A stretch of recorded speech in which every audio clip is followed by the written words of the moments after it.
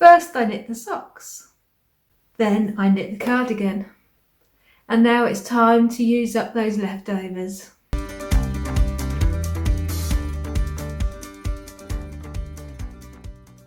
Hello, welcome, my name's Tina.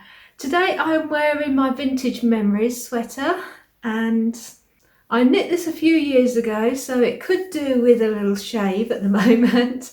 And it's feeling a little bit snugger than it used to, but that doesn't matter. It has stretchability to it, so we're fine. I knit this in King Cowl merino, and I've knit a few versions of this in the past, and I really like this pattern. It's a free pattern. It's bottom up with some colour work around here, and moving on to the colour work, that's what I thought I would use my scraps for. As I've already quickly said, I knit a cardigan, and that was with the Aldi yarn, and this is a DK acrylic. And so I've got leftovers of this, and I also had leftovers from socks. I'd already used the sock yarn for some shorty socks. It's just got a rolled cuff even. And I've also used it for these scrappy socks because I used up 3 lots of scraps for these. So I'm actually using my leftovers of my leftovers for the current project that I'm on at the moment. So I was really happy how this was coming out. So I thought I would share with you what I was doing and take you along the process. So if you wanted to use up some of your leftovers or minis, then you could use this pattern if you wanted to. So I wanted a cowl that was close fitting around the neck, so a neck warmer rather than hanging further down on me. And so with the main colour, I cast on 120 stitches. Oh, it's not finished yet because I'm going to show you some process. I shall show you it on by the end of this video. So yeah, it's going to be snug fitting on me, and I am a pinhead, so I would say if you have a normal size head, you might want to put like 150 stitches on instead. So I've done some colour work on here, and I've just done this colour work really simply. So if you zoom in on one of those, you'll see that the colour work is, so with the contrast colour, I've knit 1 stitch, then next row 3 stitches, next row 5 stitches, and then down to 3, and then 1, and then 1, 3, 5, 3, 1. So it's just going out and in, just with the odd numbers each time. And so each actual one of these is 5 stitches across. So as long as your total number adds up to, no, can be divided by 5. I will display clear instructions by the end of this video, so you can just screenshot it and keep it, and I will put it down below if you watch it on TV or whatever. I don't know. I shall give you the instructions. So yeah, so it's a simple repeat so that you don't have to look at instructions, you just know what it is. I'll try and put a diagram in here so it shows up more. So I believe you can use go the length of 5 stitches before you have to catch in your float. So this is 5 stitches, so I haven't caught in any of my floats. So that's what it looks like on the inside. I haven't gone the right way around this, but because I'm using a DK for the main colour, and then the socks are 4-ply fingering, that means that I needed to hold 2 of the sock yarn weights double to make the double. So really a DK weight is an 8 and a fingering is a 4. So you have to 4 plus 4. So with the leftovers of the sock yarn, that being a 4-ply fingering, that means that I needed another 4-ply. So I had some of this cream, which is a Peter Pan merino, baby merino. And so I am holding, So I'm holding 2 of those strands double, and so that is making it the same as that DK weight. So you can see in the back there where it's being carried. So I'm knitting it on 4mm needles, which is the standard for DK weight, and I'm using a small circular so I can just go around and round and round. It's probably a little bit too small, I could do a little bit longer, but this is the first one I found, so I just threw it on here. And I've lost a stitch. Oh dear, this is going well, isn't it? Okay, we're back on. No, I haven't got any stitch stoppers on there. So yeah, so I just thought I would show you how I do my colour work, and I'm not very proficient at colour work, and so I've just come up with the way that suits me, that keeps them organised. So I shall flick the camera around and show you that. I knit English style generally, so if I'm just knitting normally with one, then I just knit from this side and I lift my hand around to knit. But if I'm knitting 2 colours like this, then I do sort of continental.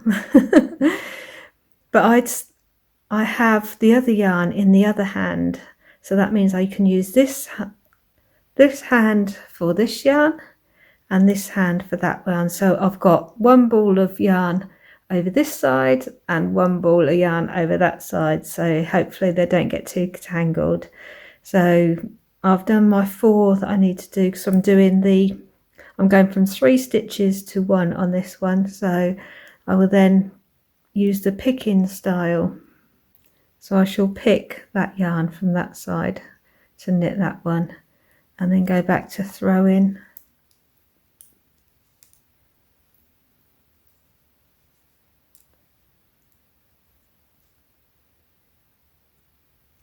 And then pick that one for the one in the middle, and then carry on throwing. I will favour having the predominant yarn in the hand I usually knit with, and then the one I'm not using quite so much in the other hand. So just pick that one and then carry on. I like to, when I'm doing colour work, I generally keep pulling it just to make sure that I'm not going too tight. I'm not generally a tight knitter, so it's not usually a problem. So that's what I do. Obviously, holding 2 yarns, it's important to get both of the yarns when you're actually picking them up. So I'm going to carry on with this, and then I shall come back to you before I do the rib. Now I've finished the last row of that colour work with the 1 stitch. I'm just going to do 1 row of the main plain colour all the way round. Ooh. That's why I have to be careful when you're doing 2 strands together. Sometimes you only get one of them. So yeah, I'm just going round with this 1 colour all the way round. Once I've been all the way around here, then I shall be doing a 2 by 2 rib, and that is just 8 rows, and then it will be a cast off. So not much to go until it's finished. Do you want to know what happens when your colour work sweater is too small? This is what happens. It comes up, it bunches up. So I think I'm going to have to either stop eating cake and drinking wine, or try and block it out a bit more, because I definitely have put weight on, because I'm definitely not the same size as I was a couple of years ago. Hey ho, that's life. I think I'll try and block it out, because yeah, I do like my cake and wine. Now I'm going to finish going round on this, and I can catch up with you again in a moment for you. I'm going to be trying something different with the cast off. I tried this different one with some sleeves last time, and I shall show you those in a moment. And I'm going to try that again with the cast off for this, and I shall tell you why and how when I return. I've just finished my rib now, so I'm ready to cast off. So the last cast off I did was on a sleeve on my Whitmore cardigan, and I did a cast off that then gives you a lot more stretch. As you can see, it frays out at the end and gives you a lot more stretch there. So I wanted to do that, and this is for like the bottom of the cowl. I thought if it frays out a bit, it would sit nicer on the neck. That is the plan.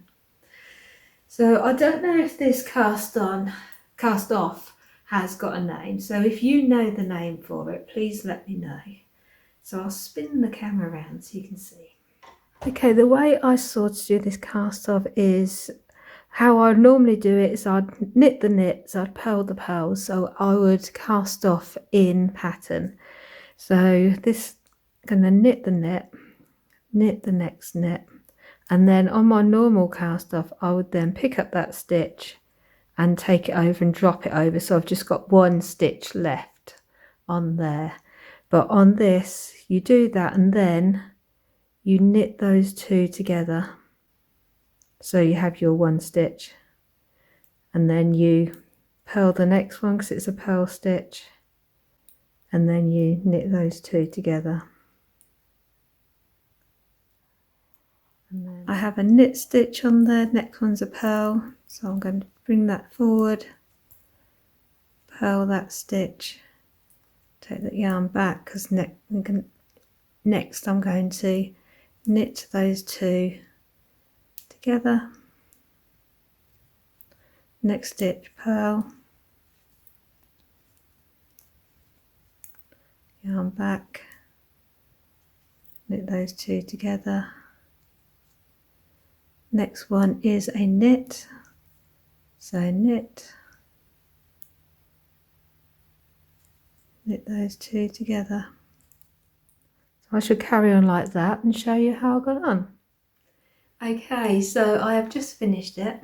So it does come out at the, well, I want it to be at bottom. So I've not blocked it obviously because it's just falling off the needles. I'm trying to hold it so you can see. So the top part sort of goes in, but then the bottom part sort of goes out. So let's try it and see if it's planned has worked. Well, it goes over my head, which is always a good start. So yes, as I say, it's not blocked, but yeah, it does lay, doesn't it? So that is exactly what I wanted to do. So like I said, it's more of a neck warmer. I keep looking in the wrong place, sorry about that. I'm used to the camera being at the top there, because I keep changing the camera angles. I've gone all ways, but yeah, I wanted it to be a neck warmer rather than a cowl that comes down like this. So that's going to keep me nice and snugly under my coat. You can keep it wet.